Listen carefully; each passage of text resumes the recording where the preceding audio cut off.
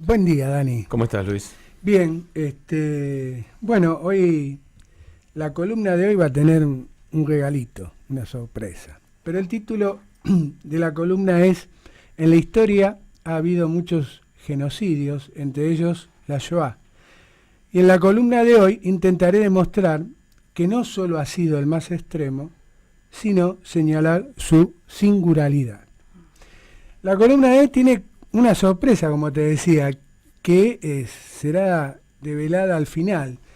Pero iniciando el tema de hoy, comenzaré con la definición de genocidio, que es un delito internacional e imprescriptible que consiste en cualquier acto cometido sistemáticamente con el fin de destruir total o parcialmente a un grupo nacional, étnico, racial o religioso. Este término, o neologismo, fue creado y definido por el jurista judeo-polaco Raphael Lemkin en 1943 en su libro El poder del eje en la Europa ocupada. Pero antes de Lemkin, que agrego, se asiló en Estados Unidos 4 años antes de la publicación del libro que mencioné, el concepto de genocidio se hallaba quizás en abstracto o indirectamente tratado por diferentes pensadores. Por ejemplo, es así que en 1850 el filósofo, sociólogo y naturalista Herbert Spencer, adelantándose a la teoría darwiniana, expresaba lo siguiente: los débiles de la sociedad no tienen derecho a existir, que todo el esfuerzo de la naturaleza está dirigido a deshacerse de ellos, dejando lugar a los más fuertes. De ahí que Spencer objetaba la ayuda pública a los pobres y por ende les negaba los derechos a la educación, a la salud y a las condiciones laborales. Tal como lo adelanté, Charles Darwin en 1859 publica su obra El origen de las especies, donde desarrolla su teoría de la supervivencia de los más aptos. Y en esta visión va a ser tomada por una rama de la sociología que dio lugar al llamado darwinismo social, que explicaba que la miseria no era consecuencia de la actividad humana, sino producto de las leyes naturales. En ese contexto histórico, prácticamente en forma contemporánea, surgieron las primeras manifestaciones del antijudaísmo moderno o antisemitismo moderno, que planteaban que los pesares que sufría una gran parte de la sociedad europea era responsabilidad de los judíos, que los judíos eran quienes habían creado y desarrollado el sistema capitalista, y este era responsable de la miseria y la pobreza, cuando en realidad el capitalismo tiene sus orígenes en los inicios de la Edad Moderna y en el marco del expansionismo global europeo, pero sin embargo aquellos conceptos fueron creciendo y, a mi criterio, decantaron en la Shoah. Es así como el político socialista francés Alphonse Toussaint en 1845 escribió, y escucha bien, los judíos, la obra se llama Los judíos reyes de la época, y dice lo siguiente: así como lo hace el pueblo, yo llamo con el despreciable calificativo de judío a aquel que se dedica a los asuntos monetarios, a todo parásito que vive del trabajo del otro. Por eso, judío, usurero son sinónimos. Pero esta aberrante concepción del Toussaint también la hace extensiva a los protestantes y señala los ingleses, los ginebrinos, los calvinistas americanos que leen el mismo libro que los judíos, la Biblia, profesan el desprecio por las leyes de la equidad y los derechos de los trabajadores.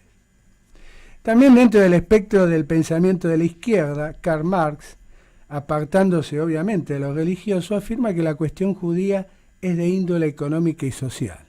Es decir, que tanto el marxismo como las doctrinas deterministas buscan una comprensión totalizadora que contengan los fenómenos naturales, la sociedad y el pensamiento humano.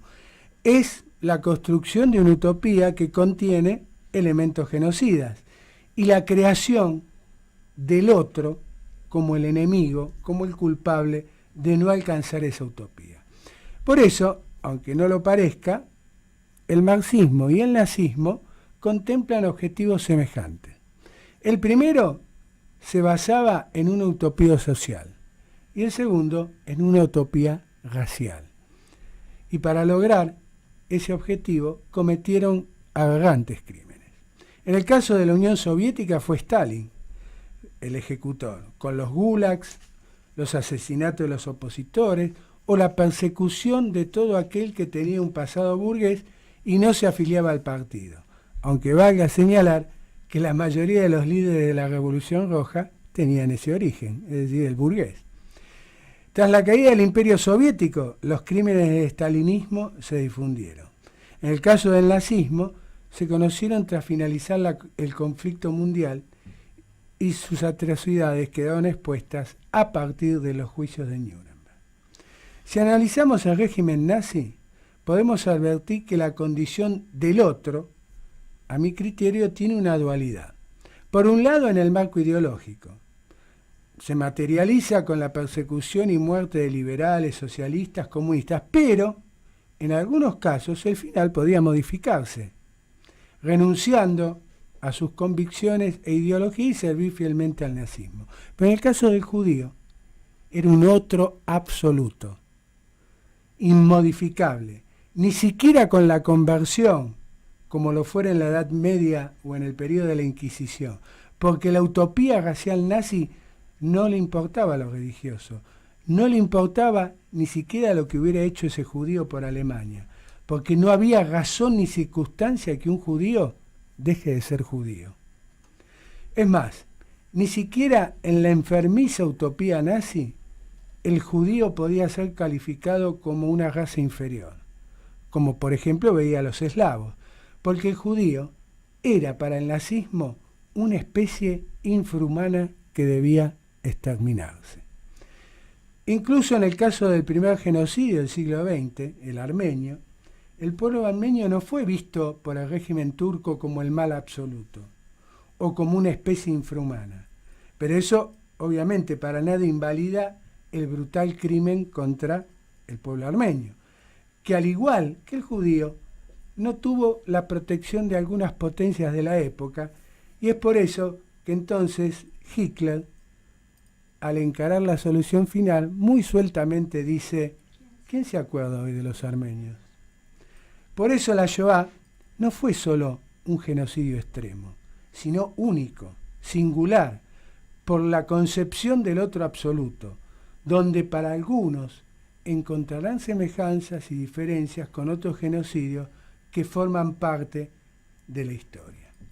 Ya en el tramo final de la columna de hoy, traigo al poeta judeo-ruso Itzhak Kassel-Nelson, que murió en 1944 en Auschwitz, que se planteaba lo siguiente: si algo es explicable, ¿puede ser también justificable? Y luego, ¿hay alguien que en su sano juicio podría aceptar la idea que utilicen medios racionales para alcanzar fines irracionales?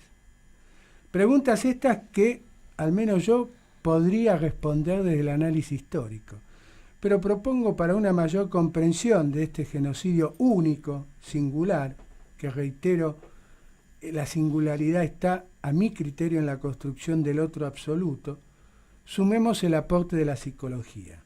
Y aquí viene la sorpresa de la columna de hoy, que a modo de introducción va a dar paso a nuestra invitada, mi querida amiga, la doctora Vesla Rubin de Goldman, autora de títulos como, por ejemplo, Auschwitz, Paradigma del Mal del siglo XX, o Holocausto, Ciencia y Psicoanálisis, para citar algunas de sus excelentes obras, y que el pasado 29 de abril integrara el panel La banalidad del mal, intersecciones, en el marco de la tercera jornada Genocidio Armenio y Shoah, que se llevó a cabo en la Facultad de Derecho, en el Salón Rojo, de la Universidad de Buenos Aires. Le damos entonces la bienvenida a la doctora, antes hablábamos, Vela o Vesla Rubin de Goldman. Gracias por venir hasta aquí a la radio para compartir este ratito con nosotros. Bueno, buenos días a los que nos están escuchando, pero sobre todo ustedes que siempre tienen la generosidad de invitarme y de poder compartir este tema tan crucial, sobre todo para mí, no solamente como psicoanalista, que por más que escribí la tesis, todavía no tengo respuestas, como un nazi, cuando entraban los chiquitos, las mujeres, y una le pregunta, Barum, ¿por qué? Y él le contesta, Hier kein Warum, aquí no hay por qué. O sea, con lo cual sabían que lo que estaban haciendo era una atrocidad. Yo, en el trabajo que presenté en las jornadas, pongo un epígrafe que es de Primo Levi del año 1955 y que él se pregunta, hoy en día es de mal gusto hablar de los campos de concentración. El silencio se impone. El gran público no desea escuchar. Si caemos en el silencio, ¿quién hablará? Nosotros.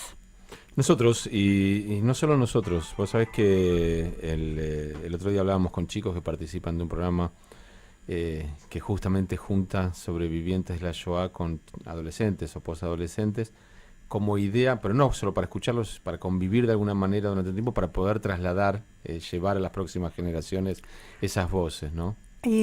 Cada sobreviviente se apropia, digamos, de un nieto postizo, y que es como la película, Proyecto Aprendiz se llama. como el libro Fahrenheit, que es esa transmisión del libro oral que le va contando para que la llama, la flama, no se apague. Y es un poco también mi misión, no solamente como psicoanalista, sino como hija de sobrevivientes. Ahora, la pregunta esa que flotaba en el final de la columna de Luis y en el principio de lo que vos decías, el tratar de encontrar razones, por qué, explicaciones. Por un lado, uno asume que, como decía él, es imposible imaginar que alguien que tiene objetivos irracionales lo haga por métodos racionales. Pero por otro lado, alguna explicación científica tiene que existir, porque si no existiera ninguna explicación, quedaríamos absolutamente inermes en el futuro. O sea, tiene que haber por lo menos cosas que nos permitan detectar condiciones que puedan generar situaciones como las que pasaron. Yo primero me centraría, porque la Shoah no fue de un día para otro. Tomo la frase que recuerda a Luis, que es de Hitler, ¿quién se acuerda del genocidio armenio? Hay otra frase de Hitler, es poco conocida, que la estuve hurgando, que no me acuerdo dónde la leí, que esto es interesante, que dice, si los judíos no hubieran existido, yo los hubiera inventado. Este es el par. Vos necesitas un otro, real o ficticio, para que te haga de síntoma, o sea, para que te haga la contra, y para que por eso al enemigo no hay que matarlo, porque si no te quedaste sin causa, te quedaste sin un incentivo en la vida, tanto para bien como para mal. Bueno, hay que decir que Hitler no iba a frenar en los judíos. O sea, no, a él no se le acababan los enemigos exterminando al pueblo judío. No, no. Seguirían los eslavos. No, él inventa esto de la ciencia moderna, y que llamado la raza aria pura. No existe la raza aria, existen los blancos, los negros, los rojos, los amarillos. Después de todas las investigaciones de los científicos nazis con sus mediciones y demás, descubrieron ni que ellos son superiores ni que los judíos eran inferiores. Así que, ahora, ¿cómo se fue encaminando esto? Primero, que sin la tecnología de la ciencia moderna esto no hubiera podido acontecer. ¿Qué quiero decir?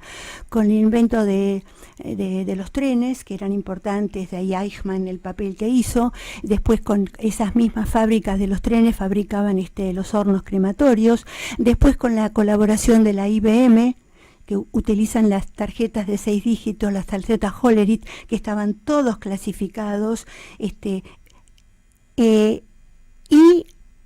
tenés que implementar, porque sobre todo la propaganda. El nazismo no solamente fue un acto de maldad omnipotente, porque el sujeto nazi era la omnipotencia pura, y de ahí lo totalitario, o sea, no había diferencia, o sos nazi, o si no, inclusive entre los propios alemanes, primer campo de concentración en el 33 es Dachau. ¿A quiénes se sacan de encima? Esto es allá y acá en todo momento, a los seres pensantes, o sea, a los periodistas, a los intelectuales, a los maestros, a los comunistas, y comunista era sinónimo de judío. Primero había que sacárselos de encima. Entonces, la propaganda venían ya desde antes de la guerra con un avance científico de eugenesia, del mejoramiento de la especie, que lo llevó a los propios alemanes a la eutanasia. O sea, aquellos chicos con síndrome de Down, adultos esquizofrénicos, psicóticos, o sea, lo que vos hablabas, no eran redituables. Lo que no producían para ganarse su propio pan, eran desechables, de la misma manera que la tercera edad. De hecho, cuando se llegaba a la rampa de Auschwitz, digo Auschwitz como genérico, porque fue el máximo campo de concentración, una parte estuvo subvencionado por la IG Farben Industrie, ellos pagaban para los experimentos, y ¿qué hacían? A la derecha los que vivían, a la izquierda directo al horno. ¿Cuál era el criterio de selección? Mano de obra esclava. O sea, la gente de 50 o menos no servía, los chicos de menos de 16 no servían, las madres jóvenes, por más que hubieran sido productivas, la tenían estudiado. Si le mataban al hijo, la mujer enloquecía y tampoco era productiva. Y al mismo tiempo, esta cuestión dogmática extrema fue un experimento para el propio pueblo alemán, donde subvierten el no matarás por te está permitido matar. ¿Qué es lo primero que se hace? Las leyes, en el 35, las leyes de Nuremberg, las raciales. Pero antes de eso, y ahí yo me quería centrar, porque como iba a la Facultad de Derecho, leí algunas cosas de Derecho. ¿Por qué? Porque quien le da el primer estamento legal a Hitler es el derecho. La figura, se habla poco de Carl Schmitt, que fue el jurista, pero que él decía que exterminar a judíos, él sentía que obraba a favor de la obra del Señor. Y hace la disyunción entre Carl Schmitt y Kelsen. Kelsen, que es el decano de la Universidad de Derecho de Colonia, ahí empiezan con la limpieza. Lo destituyen. Él determina que no se podía usar jurídicamente bibliografía de judíos, y si no les quedaba más remedio había que poner entre paréntesis Juden, ¿no? Como si eso importara. Lo dramático del Holocausto es que acá no se trata de un partido o un grupo de gente antisemita. Lo dramático es que es el gobierno antisemita. Entonces, ¿qué es lo que se hace primero? A los ciudadanos alemanes judíos se les saca la ciudadanía, pasan a ser apátridas y parias. Y ahí empieza la banalidad del mal. O sea, que cuando yo tengo un enemigo con una escopeta delante, lo puedo diferenciar y me da tiempo a defenderme. Pero los males banales, que hasta que los lees y los desarmás, y te producen un impacto, un ejemplo banal, tu amiguito de toda tu vida, que iban juntos al colegio y que hacían los deberes juntos y que crecieron juntos, ¿no? Propaganda de Goebbels, es un infrahumano, y el impacto de este niño judío, pero ¿cómo? Lo delata, le pega y no tiene a quién defenderse. Ahí empieza, ¿dónde empieza la banalidad del mal? Cuando no lo registro al otro. Yo te veo, pero no te miro. O sea, y si te miro, no te veo como un par mío, ni siquiera un par discursivo. O sea, y ahí empieza la primer estrella literaria amarilla, no fue en el 39. Se hace una reunión de juristas y se determina que el judío es un bicho porque carcome la pureza del roble alemán. Y ahí empieza la discriminación. Y lo fundamental es esto de apátrida. La palabra banalidad del mal viene en una correspondencia después de la guerra, en el 46, entre Hannah Arendt y que había sido su director de tesis, Karl Jaspers. Y fue mal entendida, a tal punto que Gershon Scholem, después del juicio de Eichmann en Jerusalén, le escribe cómo la banalidad fue mal entendido. Ella dice, lo que está diciendo, no eran sádicos. A ver, cuidado con decir, no, Hitler no era un loco. No, porque si no lo haces un inimputable. No era loco, era absolutamente calculado. Tenía que vender para poder hacer un lavaje de cerebro a su propia población para decir, haga patria, mate un judío. No importa si le robás, no importa si lo delatás, pero el experimento fue para el propio pueblo alemán, donde cuando se arman las juventudes hitlerianas, los chiquitos empezaban de los 8 años, ahí está, el lavaje de cerebro. Si el papá, suponte, era un académico, un intelectual, que en la casa no adherían al régimen nacionalsocialista, venía el pibe y lo delataba. O sea, tenías el enemigo adentro. Cuando se arma el juicio de Nuremberg, yo leo un testimonio de un Oberführer, ¿no?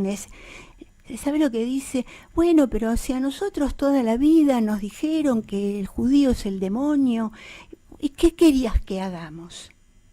Eso no quiere decir que no sea responsable de sus actos. Nosotros nos vamos a ir a una pausa, 11 de la mañana, 31 minutos. Me gustaría charlar aquí con la doctora Bela Rubin de Goldman sobre el presente y sobre el futuro, porque todo esto, y me imagino que desde el lugar del psicoanálisis, del pensamiento, de tratar de entender la mente humana, todo esto nos tiene que ayudar en algo. La historia es historia, pero el aprendizaje de la historia es más importante que el relato de la historia. O sea, a esta altura, todo lo que sucedió podríamos encontrarlo en Google. Lo que no vamos a encontrar en Google es qué va a pasar con esto, qué pasa hoy, qué pasa con los que hoy piensan que hay seres infrahumanos. Hay en el mundo gente que califica a otros de infrahumanos. Sí, y yo quería decir algo, mientras la escuchaba a Vesla, que desde mi explicación un poco macro desde la historia, ¿no? Es decir, de la misma manera que en alguna oportunidad se decía que Marx esperaba que la revolución se produjera en Inglaterra por el tema del desarrollo de la revolución industrial, y sin embargo no se dio en Inglaterra ni en Alemania, se dio en Rusia. ¿Por qué se dio la posibilidad? Porque lo que dice Vesla, es decir, el antisemitismo, el antijudaísmo, no era exclusivo de Alemania y no surgió así de repente como por arte de magia. Lo que pasa es que hay circunstancias históricas que, por ejemplo, hicieron que Alemania fuera posible el surgimiento del nazismo. Porque no nos olvidemos que en Francia, antes de la Primera Guerra Mundial, hubo un caso de Dreyfus, por ejemplo. No nos olvidemos que en Inglaterra lo único que paraba un poco alguna manifestación antisemita era que algunos importantes políticos y empresarios ingleses, por ejemplo, como los Rothschild, tenían el poder de limitar la manifestación antisemita. Tenían la posibilidad, por eso cuando yo dije en el genocidio armenio no hubo potencia que defendió a los armenios, como después no hubo potencia que se comprometió por los judíos. En el caso de Inglaterra, no olvidemos que va a aparecer una declaración Balfour, donde tiene mucho que ver por ejemplo, Rothschild, la familia Rothschild, mucho más. Y en España no se va a dar la persecución que ya se había dado en la Edad Media, en la Inquisición, porque España está sumida en una guerra civil. Y en el caso de Italia... Y porque la población judía de España era insignificante. Era insignificante. Porque también hay que pensar qué era la población judía de Alemania en ese tiempo, qué significaba para, claro, pero, para Alemania, qué significaban los judíos de España para España. Lo que pasa es que tiene, por ejemplo, yo he hablado y he leído, y hay una cuestión que siempre me ha llamado la atención, y se la dejo picando a Vesla para después de... ¿por qué el judío alemán se sentía más nacionalista que el judío polaco a Polonia? La doctora Bela Rubin de Goldman, está acá Luis Fuensalida, y había quedado pendiente una pregunta. Se va poniendo interesante la mesa con preguntas realmente difíciles y que voy a intentar responder. Primero, vos hablás que, bueno, hay historias que aparecen en los libros de historia. Para mí, psicoanalista, regla número 1, no olvidar, porque el olvido lleva a la repetición. O sea, volvés a poner en escena más de lo mismo. Esa pregunta, ¿qué se hace para adelante? Mira, te la voy a contestar de lo que leí, porque están los unos y los otros, de los hijos de los nazis. Después de la guerra hubo un hijo de sobreviviente de Alemania que fue a vivir a Israel y que se hizo psicoanalista, el doctor Orr. Y él vuelve a Alemania y pone un aviso en el diario, ofrezco sesiones grupales a los hijos de... entonces va el hijo de Martin Bormann, va la hija de Göring. Por ejemplo, la hija de Göring decía que no conseguía trabajo por ese apellido que tenía, entonces él le dice, cambiate el apellido, ahí tenés tu pregunta, el sacrificio al padre. No, va de retro, yo no me voy a... Aparte soy mi padrino fue el Führer y yo tengo ese apellido, bueno. Era por eso que no conseguía trabajo, no por el apellido. Porque probablemente esa postura también la manifestara de alguna manera. Pero aparte, con ese apellido que era un semáforo, entonces, ¿qué decían estos chicos? Número 1, mi mamá sabía lo que hacía mi papá, por más que venía con el eufemismo. Uy, qué cansado que estoy, tuve un día terrible de trabajo, asesinar homosexuales, gitanos y judíos y eslavos, ¿no? El eufemismo lo usaban, pero hasta los chicos sabían.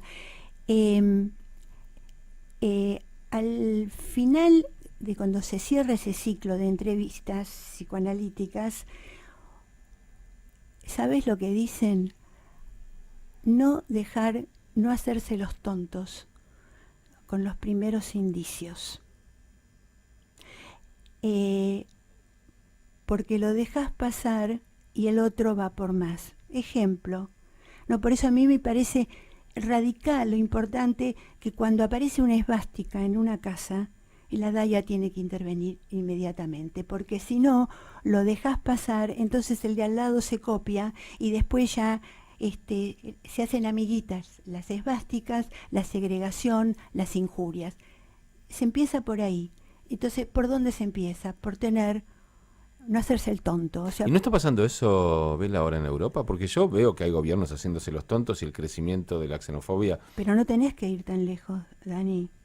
Acá, con vejamiento de tumbas, con casas con esvásticas, yo realmente estoy muy preocupada. Cuando en otra oportunidad me invitaron para la tesis y que yo, mi aporte de tesis había sido, que vos siempre me preguntás cómo es esto del matema, de la lengua del horror. Lengua que no es discurso, porque el discurso hace lazo. Lengua no hace lazo. Es como esa obra de Bertolt Brecht que dice: el soldado Zweig va a la guerra. Soldado Zweig, le dice el Oberführer, ¿de qué color orina usted? ¿Amarillo o verde? ¿Qué le contesto? Amarillo verdoso. Y fue una respuesta inteligente, porque si no, bingo, ¿cómo? ¿Qué le contesto? Entonces me voy al paredón. Yo alineé 4 conceptos. O sea, cuando el otro, el omnipotente, no te ve y te ve como un resto, vacilo, y te pongo esa cosa injuriante, y por más que hablamos el mismo idioma, vos no tenés derecho a réplica, porque si no, por capricho te fusilo y no hay el par crimen y castigo, ¿qué es lo que queda perdido? La cultura. O sea, la cultura entendida como tradición y como transmisión y como aceptación de la diferencia. Entonces, cuando empiezan a haber dogmatismos religiosos, políticos, Europa es terrible. ¿Por qué? Porque a mí me parece que esta postura extrema de los musulmanes es casi como los nazis. Somos todos herejes, o sos de la creencia, no hay la posibilidad de la diversidad. Bueno, ahí tenés lo que decía Luis. Hoy el mundo árabe extremo califica al judío de subhumano. O sea, tiene ese mismo discurso. Pero no solamente al judío, lo califica al católico también y lo califica al budista también. O sea que si vos no sos musulmán, sos un hereje y por lo tanto... Un infiel. Y hereje aparte. Uh-huh. Y aparte hereje. Sí, ahora yo quiero acotar algo, ¿no? Uh-huh. Es decir, un poco defendiendo la idea mía de la columna de hoy.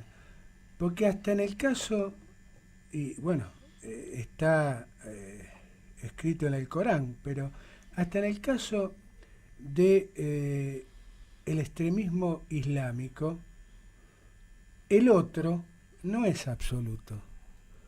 Porque ese cristiano, ese budista o ese judío, si se convierte al Islam, tiene la posibilidad de vivir. En cambio, es lo que yo digo, el judío, para el nazismo, no tenía escapatoria. Era el otro absoluto, no podía dejar de ser judío. Por eso cuando yo te digo en la columna que no era una cuestión religiosa, porque por más que el judío fuera converso, como pasó en la Edad Media, como pasó en la Inquisición, para el nazi seguía siendo judío. Y porque iba, si eras Mischlinge, si eras mezcla, si tenías un cuarto, un medio, cuando en realidad entre los propios nazis la mitad no eran arios puros. Es muy, muy, muy complicado lo que acontece, entonces no puedo hacer futurismo, pero una de las cosas que me pregunto hoy, 8 de mayo, se dio por finalizada la Segunda Guerra Mundial, los soviéticos, los rusos, sobre el Reichstag ponen la bandera de Rusia y es la fecha oficial de finalización de la guerra. ¿Cuánto? 74 años. Es una cifra, a lo mejor tuvimos una primavera. Yo, mi preocupación, y lo pongo al final del escrito, cuando las economías andan mal y las bolsas se van a la miércoles, de vuelta necesitas un chivo expiatorio, como decía Hitler. Si los judíos no hubieran existido, yo los hubiera inventado. ¿Por qué? Porque necesitas de un otro ponerlo por debajo y al cual culparle de todas tus miserias. Cuando acá se habló del judío como usurero, etcétera, etcétera, ¿por qué no se preguntan en la Edad Media que no se les permitía ejercer ningún oficio, no comprar propiedades, no tener negocios? Entonces, ¿cuáles eran los oficios de los judíos? Los que no podían ejercer los católicos. Las tabernas, la curtiembre de pieles, trabajar con dinero. Ahora sí, el banco puede hacer usura. Eso está oficializado. Pero creo que estamos en una situación difícil que vuelvo a apelar a tener la mirada advertida y no pensar, bueno, esto le pasa al otro, como dice el dicho, cuando ya te pase a vos es demasiado tarde. Primo Levi,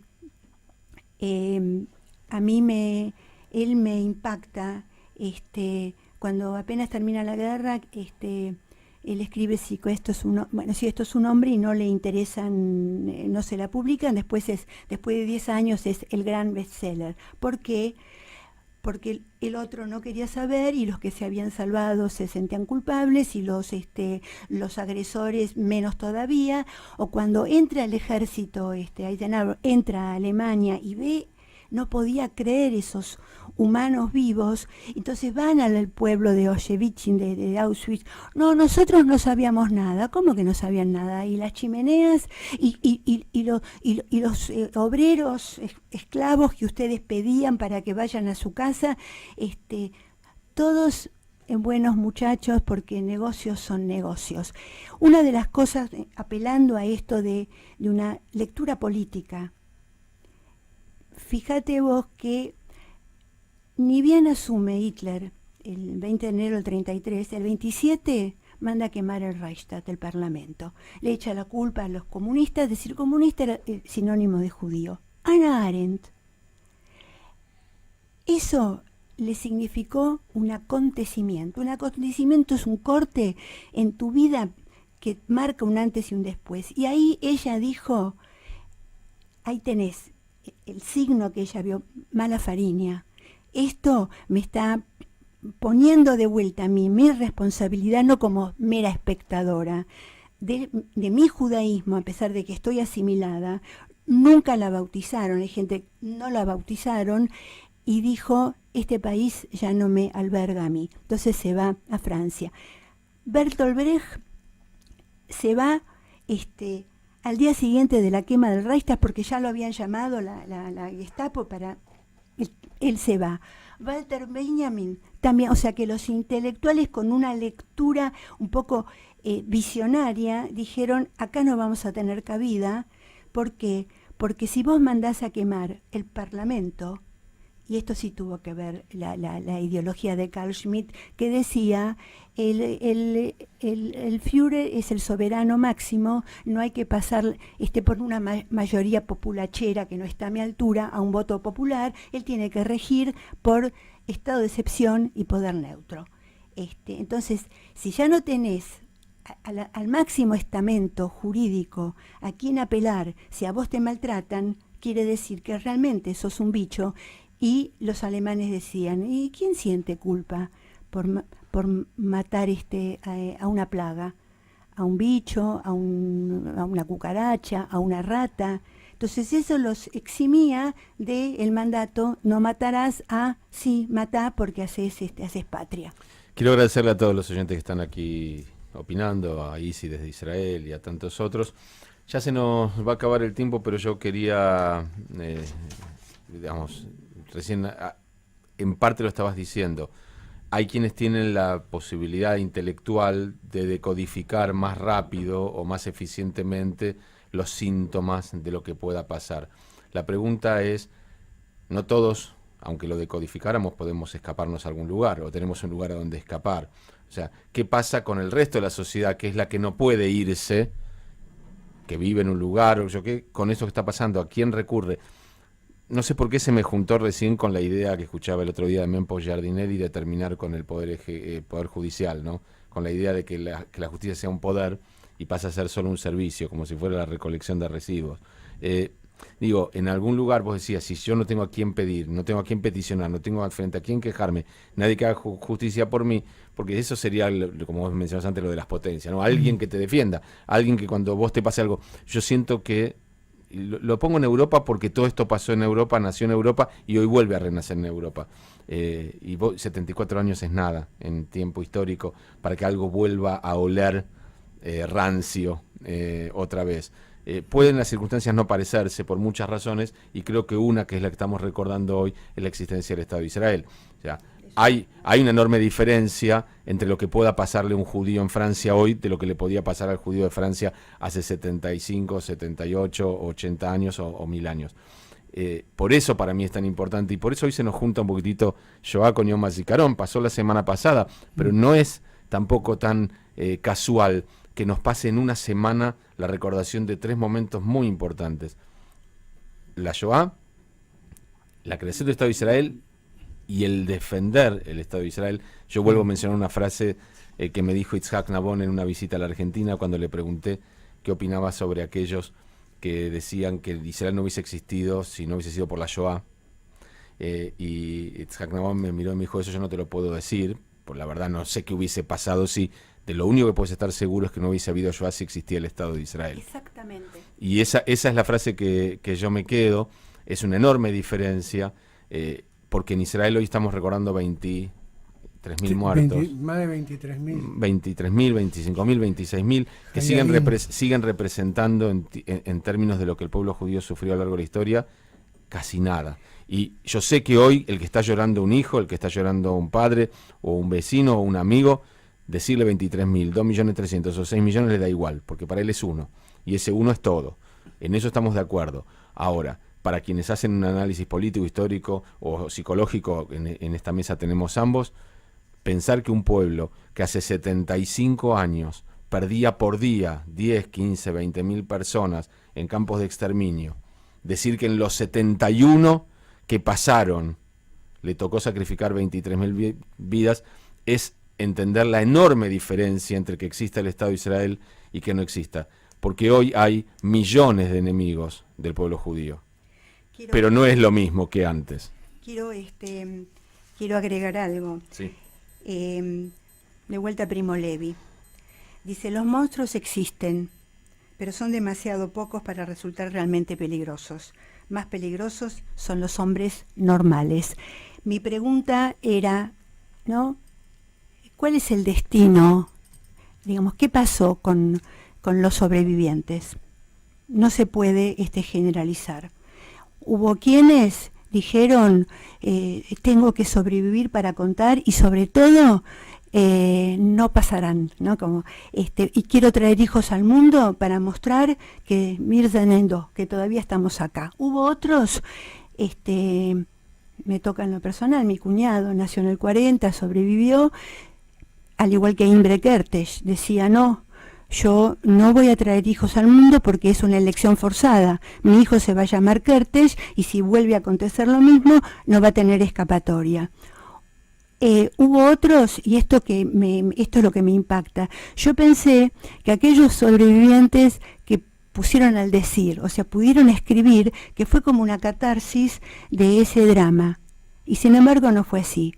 Primo Levi escribió y se tiró por la escalera. Paul Celan, de Todesfuga, fuga de muerte, sobrevive y se tira por uno de los puentes de París. Bruno Bettelheim se pone una bolsa y se asfixia. Jean Améry, que es el acróstico de Hans Meyer, un filósofo, se mata con gas en Salzburgo. Mis padres. Cuando vuelven del campo y el tren para en Varsovia, ahí tenés la banalidad del mal. Te imaginas hambriados, se agolpan todos los polacos y les gritan, ¡oh, miren cuántos quedan! No pudieron bajar del tren, dijeron, esta tierra no la piso más. Y ellos decidieron hacer silencio. Y el silencio no es mudez. Para mí el silencio fue estruendoso en el imaginario de una criatura, por eso hasta el día de hoy escribo sobre la Shoah.